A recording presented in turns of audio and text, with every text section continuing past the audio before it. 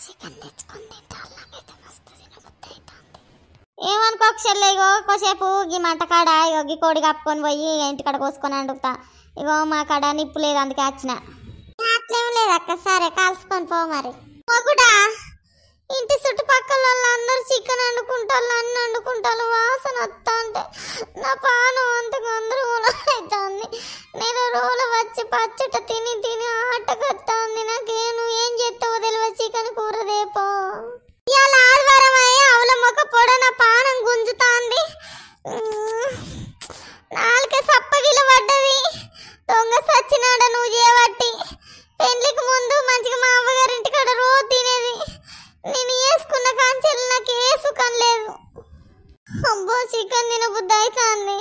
తేపు